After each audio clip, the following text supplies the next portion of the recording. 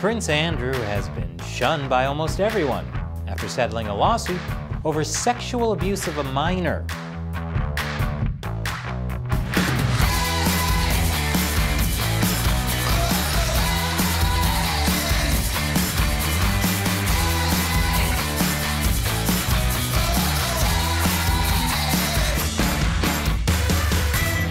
Welcome to America Uncovered. I'm Chris Chappell. Things aren't looking good for British royal Prince Andrew. Last week, he settled a lawsuit in which he was accused of having sex with a minor who was trafficked by Jeffrey Epstein. Andrew's mother, the Queen of England, stripped him of his honorary military titles. Man, the last time I saw a royal cut off this severely was on the History Channel, and it involved a guillotine. The Queen also removed Andrew as a patron of charities last month. Well, except his accuser's charity, which I'll talk about in a bit. And he's agreed to stop using His Royal Highness in any official capacity, which I can relate to because certain people still refuse to call me that, even though I'm clearly royalty. Shelley.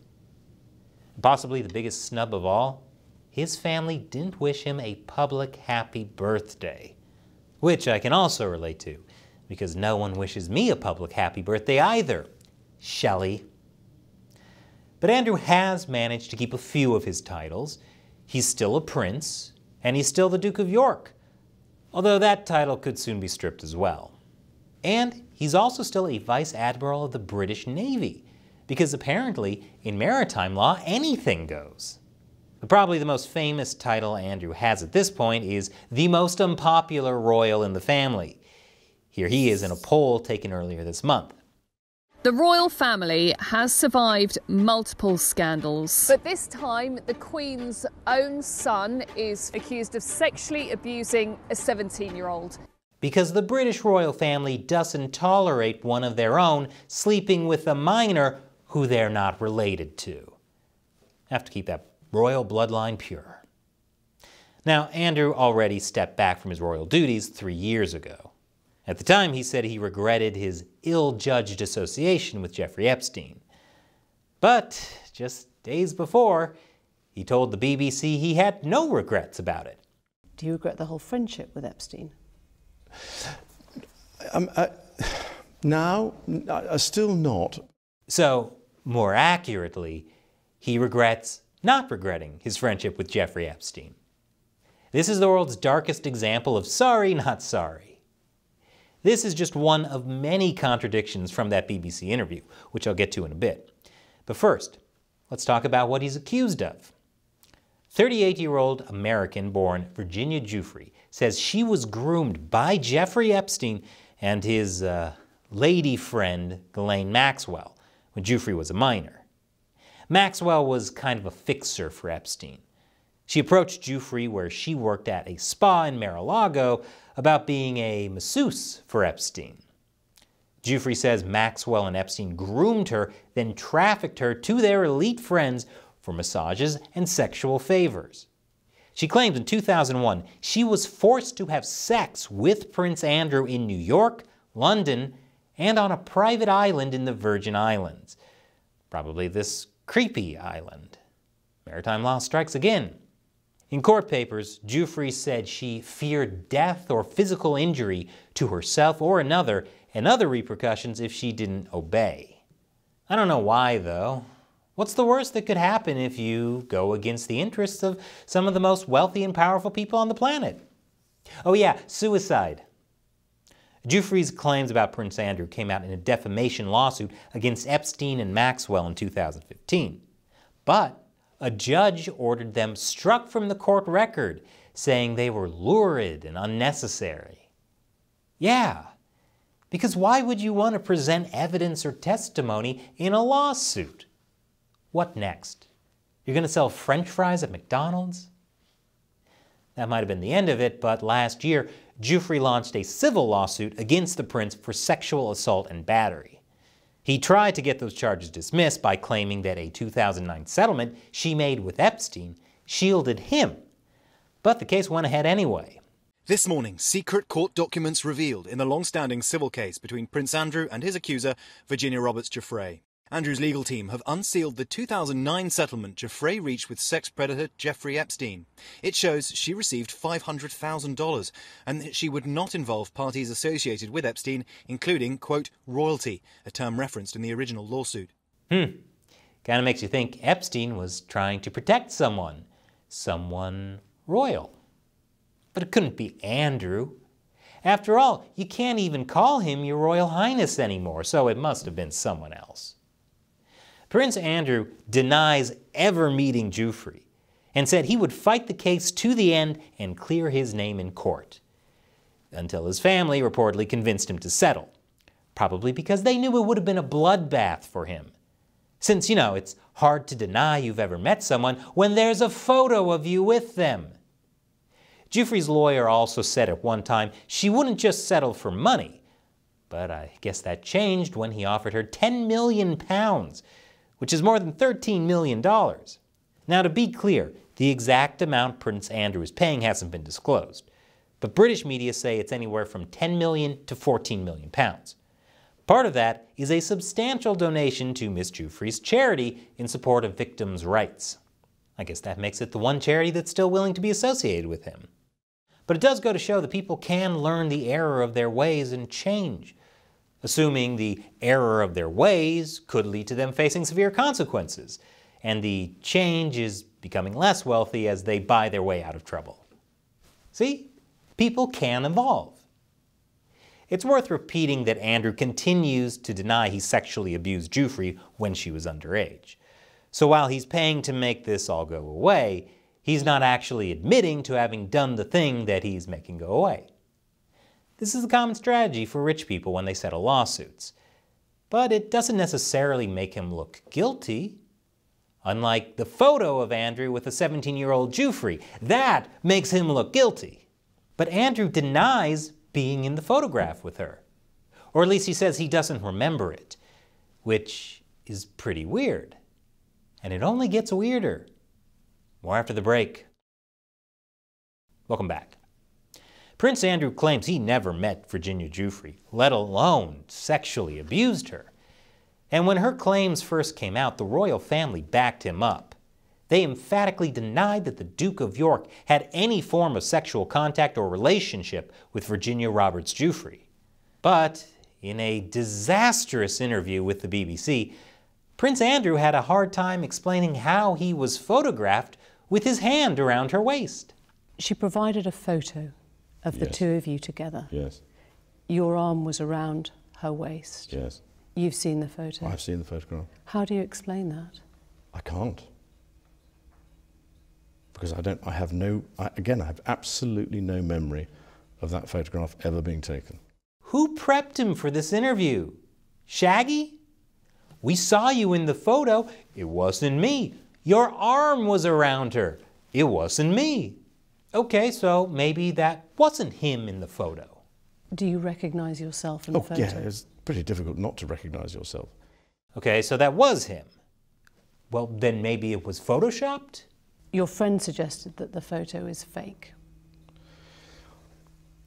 I think it's, from the investigations that we've done, you can't prove whether or not that photograph is faked or not, because it is a photograph of a photograph of a photograph. So it's very difficult to be able to prove it. But I don't remember that photograph ever being taken.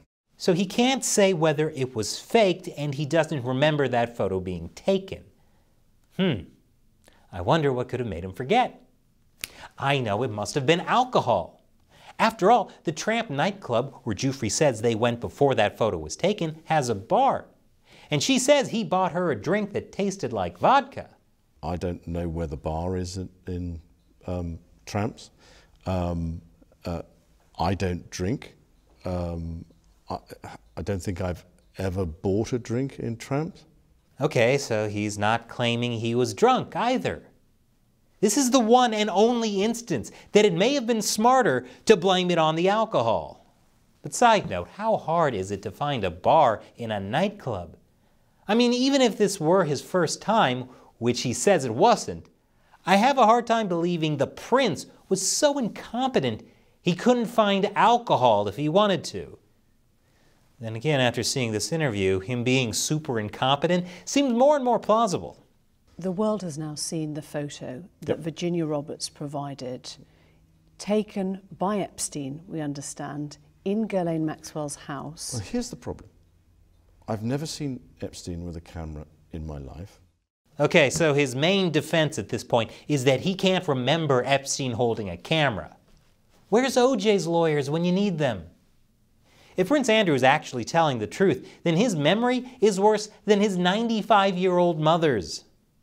Or maybe he forgot what his hand was doing when the photo was taken. I'm not entirely convinced that, I mean, that is what I would describe as me in that picture, but we can't be certain as to whether or not that's my hand on her, whatever it is, left side. You think that... Because I have no recollection of that photograph ever being taken. So he's saying maybe that wasn't his hand at all. And his explanation is what? That he was framed by Thing from the Addams Family? Fortunately for the prince, though, he had a pretty solid alibi. He was home with his kids. That couldn't have happened because the date that is being suggested, I was at home with the children. You know that you were at home with the children. Was it a memorable night?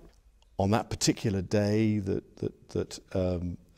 we now understand is the date, which is the 10th of March, I was at home.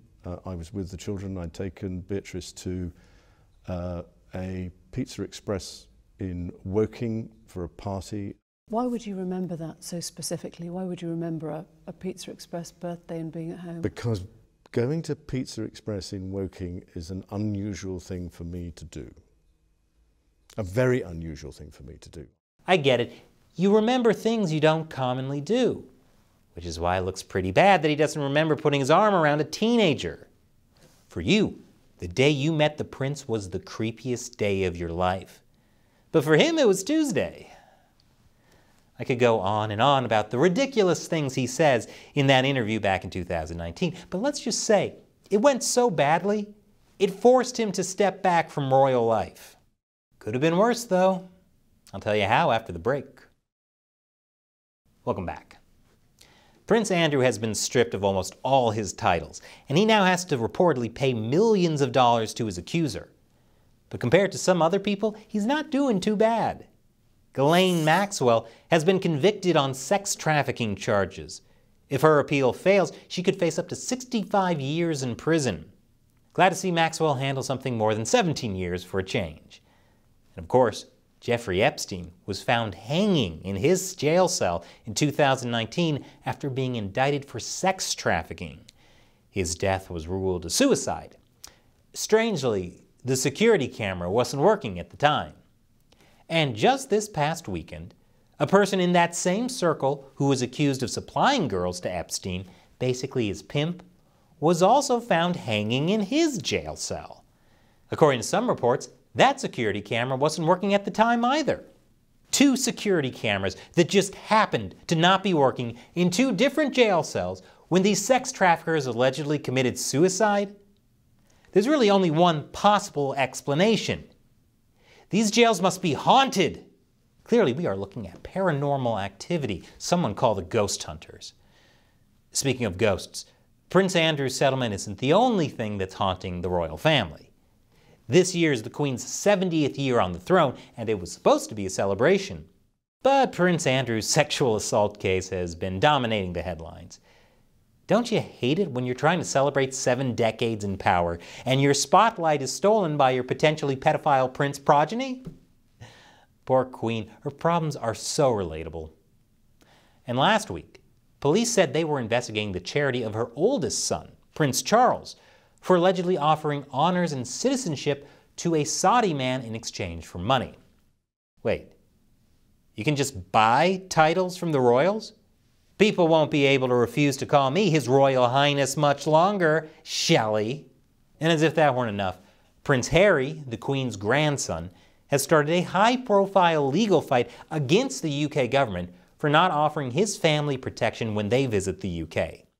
He and his wife Meghan Markle lost their government-funded security in 2020 after they stepped down as working royals and moved to the US. To which Andrew is probably now thinking, hey, if you're not going to use those royal titles, can I have them? So yeah, it's been a rough time for the British royal family. It could hardly get worse. What's that, Shelley? Oh, the Queen has COVID. Luckily, she won't have a problem social distancing since she spent the last 70 years being out of touch. Prince Andrew's legal troubles might not yet be over either. He still has to come up with the millions of dollars he agreed to pay Joffrey, and if he doesn't, the settlement will be null. He hasn't been making a regular salary since he stepped down as a working royal in 2019, and his pension for serving in the military is only around $27,000 a year. Some are speculating he might borrow the money from his family, mainly his mother, who has a real estate portfolio that makes over $27 million a year. And he's reportedly in the process of selling his multi-million-dollar Swiss chalet, which he bought in 2015 with his ex-wife. But if that all fails, there's always Uber. Then again, that might be a bad idea, since trying to pick someone up is what got him in this mess in the first place. So what do you think of the case? Let us know in the comments below. And if you like this show, please know we could not do it without direct support from viewers like you. Visit patreon.com/AmericaUncovered and contribute $1 or more per episode to help us keep the show going. So click the link below. Once again, I'm Chris Chappell. Thanks for watching America Uncovered.